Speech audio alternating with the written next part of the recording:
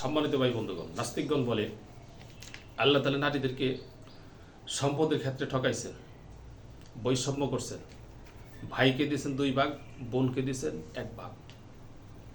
এই কথা বলে তারা নারীদের পক্ষে খুব মায়া কান্না কাঁদে, খুব পরিবারে মায়া কান্না কাঁদে। তারা দেখাইতে চায় হায় তারা নারীদেরকে ভালোবাসে, নারীদের প্রতি তাদের কি মায়া মহাব্বত, তারা নারীদের জন্য তাদের ভালোবাসা মহাব্বত উতলে পড়তেছে। তারা বলে ইস আল্লাহ কি বৈষম্যই না করলেন, ভাইকে দিলেন 2 ভাগ আর বোনকে দিলেন তার অর্ধেক 1 ভাগ। আমার ভাইরা আসেন আমি আগে ছোট্ট একটু উদাহরণ আপনাদের সামনে পেশ করি। সেটা হলো যে একজন বাবার 2 জন সন্তান, একজন বড় একজন ছোট। বড়টাকে একটি বাজারের লিস্ট ধরিয়ে দিয়ে 500 টাকা দিয়ে বলতেছে বাজার করে নিয়ে আসো, আর ছোট ভাইকে 50টা টাকা দিয়েছে তুমি এটা দিয়ে সদাই খাও। এখন আবার কথা হলো যে বড় ভাই বাজার করে আসার পরে দেখা গেল যে 500 টাকা থেকে তার ফিরছে মাত্র 20 টাকা, আর ছোট ভাই সে 50 টাকা পুরোটাই পাইছে সদাই খাওয়ার জন্য। এখন যদি ছোট ভাই বাবার কাছে আবেদন করে তুমি আমাকে ঠকাইছো, কারণ আমার ভাইকে দিলে 500 টাকা আর আমাকে দিলে মাত্র 50 টাকা, আচ্ছা বলেন তো ছোট ভাইয়ের এই কথাটা যৌক্তিক নাকি 100% অযৌক্তিক?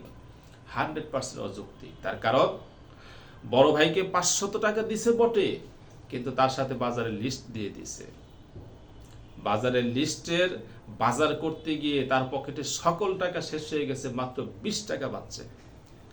আর তোমাকে বাজারে কোনো লিস্টও দেয় নাই, তোমার উপর বাজারে দায়িত্ব দেয় নাই, তোমাকে বাজার করতেও বলে নাই, তোমাকে আরো 50 টাকা দিয়েছে শুধু তোমাকে সদাই খাওয়ার জন্য।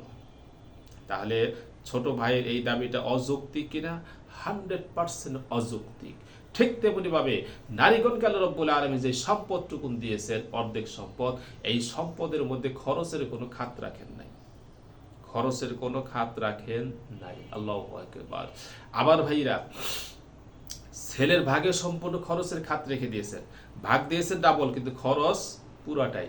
দেখেন ছেলে মাকে খাওয়াইতে হবে, বাবাকে খাওয়াইতে হবে, তার স্ত্রীকে খাওয়াইতে হবে, তার ছেলেকে খাওয়াইতে হবে, তার মেয়েকে খাওয়াইতে হবে, এবং তার নিজের উপরে টাকা পয়সা খরচ করতে হবে। কথা বুঝলেন নাই? নিজের উপরে তার জামা, তার কাপড় চোপড়, তার খাবার দাবার, তার চিকিৎসাপাতি, অন্যদের গুলো তো করতে হবে, নিজেরটাও পুরাটাই করতে হবে। এত দায়িত্ব দিয়েছেন ছেলেকে, সম্পদ দিয়েছেন দ্বিগুণ, আর মেয়েকে দিয়েছেন অর্ধেক, কিন্তু তার কোন দায়িত্ব নাই। সে যতদিন বাবার ঘরে থাকবে ততদিন বাবার দায়িত্ব, বাবা তার মেয়েকে লালন পালন করবে, যত যাবতীয় খরচ সব বাবা বহন করবে। স্বামীর ঘরে যখন যাবে তখন স্বামী বহন করবে। স্বামী যদি মারা যায় বড় ছেলে থাকবে, ছোট ছেলে থাকবে, ছেলেরা তার খরচ বহন করবে। বাবা যদি মারা যায় ভাইয়ের কাছে থাকবে, ভাই তার সম্পূর্ণ খরচ বহন করবে। আমার ভাইরা, তাহলে নারীর জন্য নিজের উপর যে খরচ করবে সেই খাতটা আল্লাহ পাক রাখেন নাই। নারী যে নিজের জন্য খরচ করবে সেই খাতও রাখে নাই। যখন সে ছোট তখন সে তার বাবার ঘরে আছে, বিয়ের আগ পর্যন্ত বাবাই খরচ করবে, তার টাকা খরচ করতে হবে না। বাবা না থাকলে ভাই খরচ করবে। আবার যখন বিয়ে শাদী হবে স্বামীর ঘরে স্বামী খরচ করবে, আর যদি স্বামী না থাকে ছেলে আছে, ছেলে খরচ করবে। তাহলে তার খরচের খাত রাখছেন? খরচের খাত রাখেন নাই। খরচের খাত রাখেন নাই কিন্তু দিচ্ছেন অর্ধেক, আর ছেলের উপর খরচের খাত পুরাটাই দিচ্ছেন ডাবল। তাহলে কি ভাগ অন্যায় হয়েছে না 100% যৌক্তিক হয়েছে? 100% যৌক্তিক হয়েছে।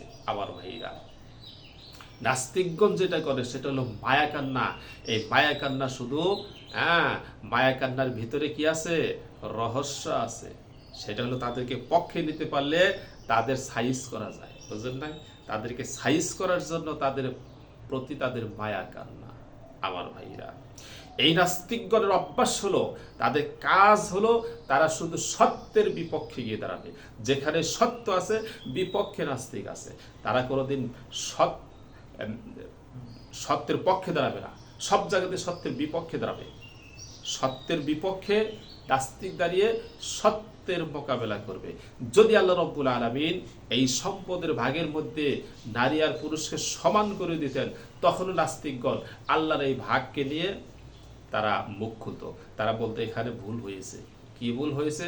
কারণ পুরুষকে দিয়েছেন, ছেলেকে দিয়েছেন এরকম এরকম খরচের খাত, আর মেয়েকে খরচের খাত দেয় নাই, অথচ ভাগের বেলায় সমান সমান দিছে।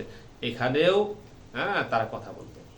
এখন যেমন ভাগ অর্ধেক করার কারণে কথা বলতেছে, সমান করে দিলেও তারা উল্টা পক্ষ গ্রহণ করত। নাস্তিকদের কাজই হলো সত্যের বিরোধিতা করা। যেখানেই সত্য আছে নাস্তিক তার বিরোধিতা করেই ছাড়বে, তার বিপক্ষে সে অবস্থান নেবেই। কথা বুঝেন নাই আমার ভাইরা? তারা যে সমস্ত কথা বলে, শয়তানও তাদের কাছ থেকে যুক্তি গ্রহণ করে, শয়তান তাদের কাছ থেকে শয়তানি শিখে। কথা বুঝেন নাই? শয়তান তো কিছু বোঝে না, তারা যা বোঝে।